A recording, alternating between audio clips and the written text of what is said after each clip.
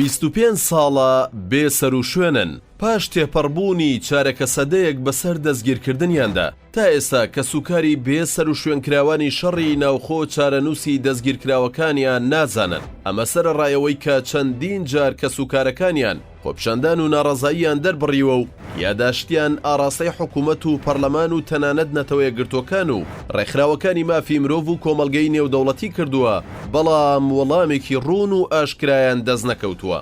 لە ساڵانی 90ەکانی سەدەی ڕابردوودا شەڕ و پێکدادانی چەکداری لە نێوان پارتی دیموکراتی کوردستان و یەکێتی نیشتیمانی کوردستاندا و چەند هێزێکی نزیک لەوان و هەر کۆمەڵە و لە سەنگەرێکەوە ڕوویدا و بەهۆیەوە چەندین کەس بێسەر و شوێن کران کە بەپێی زانیاریەکان ژمارەیان لە 325 کەس زیاترە. تا ئێستاش چارەنووسیان نادیارە و کە سوکاریان ئاگادار نەکراونەتەوە و نازانن کە ئاخۆ ئەو دەستگیرکراوانەیان لە ژیاندا ماون یاننا. وێڕایەوەی کە پارتی وێکێتی لە ساڵی 1998ەوە دوای ڕێکەوتنامەی واشنگتن لەژێر چاودێری ئەمریکا کۆتاییان بە شەڕی ناوخۆی نێوانیان هێنا و دواتر ڕێکەوتنێکی استراتیژیان واژۆ کرد، هەردوو لە هاوڕابوون بۆ کۆتایی هێنان بە شەڕ و گرژیەکانی نێوانیان. بەڵام لەو ساتەوە تا ئێستا ژمارەیەکی ئەجگار زۆر لە پێشمەرگە و لایەنگر و ئەندامانی هەردوو لە چارەنووسیان بە نادیاری ماوەتەوە کە ناوی بێسەر و شوێنانی شەڕی ناوخۆیان لێنراوە.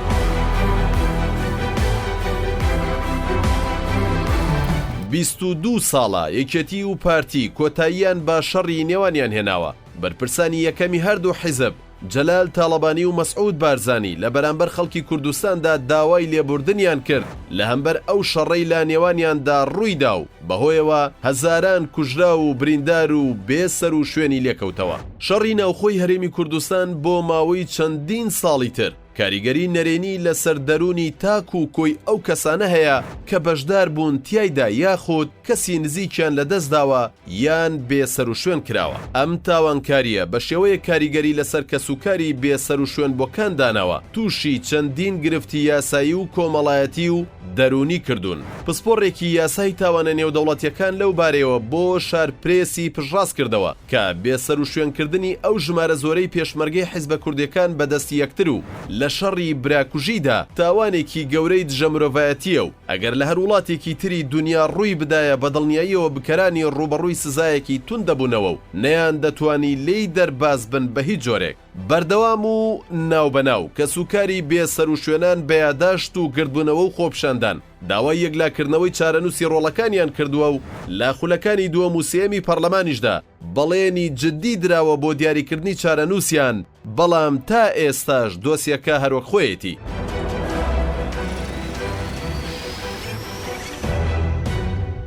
لە ساڵی 2015دا وەزیری ئەو کاتی ناوخۆی حکوومەتی هەرێم داوایەکی ئاراستەی پەرلەمانی کوردستان کرد و تیایدا داوای کرد بێسەر و شوێنانی شەڕی ناوخۆ بە شەهید بدرێنە قەڵەم و نازناوی شەهیدی سەنگەریان بۆ دیاری بکرێت. ئەم قسەی وەزیری ناوخۆ ناڕەزایی توندی کە سوکاری قوربانیەکانی لێکەوتەوە وتیان پێدەچێت وەزیری ناوخۆ ئاگاداری کوشتن و لە ناوبردنی ئەو کەسانە بێت، بۆیە داوایەکی لەو جۆرە پێشکەش بە پەرلەمان دەکات. شاردنەوە و دەستەوەستان بوون بەرامبەر کەیسی بێسەر و شوێنەکانی شەڕی ناوخۆ لە 22 ساڵی ڕابردوودا یەکێکە لە مەترسیدارترین ئەو کەیسانەی پەرلەمان و حکوومەتی هەرێم بەرامبەر بە هاونیشتیمانیانی خۆی ئەنجامیان داوە، چونکە ئەم تاوانە کە یەکێتی و پارتی لە نەوەدەکانی سەدەی ڕابردوودا کردویانە بۆ هەتایە ناو ناوبانگی ئەم دوو هێزە لە مەحفەلی نێودەوڵەتیدا بە شێوەیەکی ناشرین پێناسە دەکات و دەبێتە پەڵەیەکی ڕەش بە مێژووی میلەتی کوردەوە. ئێستاش دوای ئەو ماوە درێژە کە سوکاری بێسەر و شوێنەکانی شەڕی ناوخۆ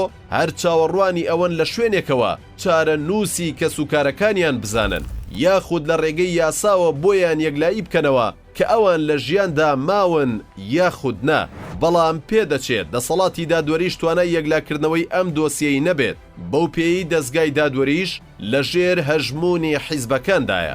سەرباری ئەم مێژووە تاریکە لە نێوان یەکێتی و پارتی ئێستاش ئەو بەیاننامە و شەڕەقسەیی لە نێوان ئەم دوو هێزەدا ڕوەدات، دڵی هەزاران خێزان ڕادەچڵەکێنێ و دیمەنەکانی شەڕی براکوژی و بێسەر و شوێنکردنی پێشمەرگەکانی یەکتر پیشانی کە سوکاریان دەداتەوە.